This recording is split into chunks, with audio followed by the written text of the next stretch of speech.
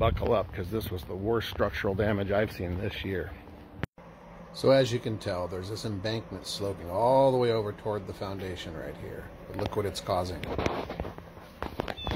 So look at this damage. And spray foam ain't gonna fix this.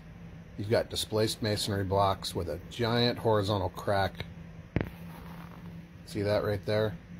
There's just a huge lip right here. Now you come over to this side of the house, you've got all this poor and negative grade. It's just dumping water right underneath the deck down here. There's a retaining wall. I'll show you in a second. Look how bad the foundation damage is here. Now this is a good example of what water can do. It's pushing against that footing / retaining wall. And these posts right here aren't even plumb anymore. They're leaning. And if you look down here, they're not even resting flush against the footing. This is what water will do with poor grade.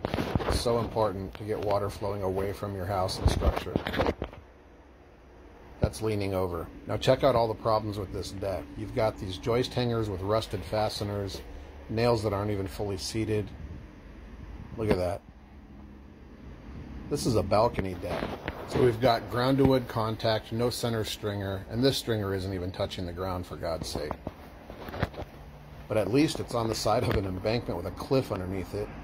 Look at how racked and skewed these stairs are. They're leaning over. And the baluster spacing is way too wide. A little kid falling through there.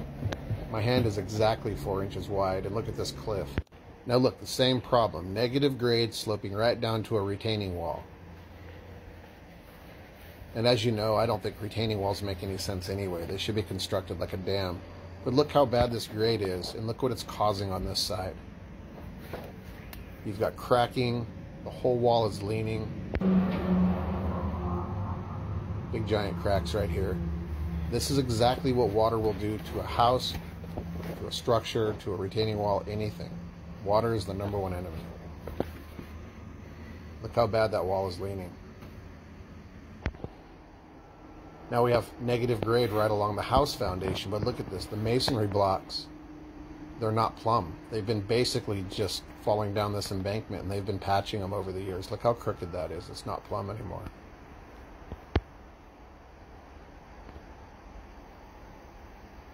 No kick out flashing. Water's running right off the roof, saturating the soil right next to the foundation. Right here we've got negative grade coming all the way down to that same section. And look how bad this foundation is damaged as a result of it. I can't stress it enough to you guys. Grade and drainage is the most important thing you can possibly ever focus on with your house. Now, as if that isn't bad enough, look at the roof line. You'll notice that it sags right here. And then if you come over here right in the center, it kind of crowns upward. And then right over here, it sags down again. And that is all a sign of structural movement and significant settlement being caused by saturated soil. Excuse me, your life is very much in danger up there. So I can smell mold out here already, so stay tuned for part 2. We're going in.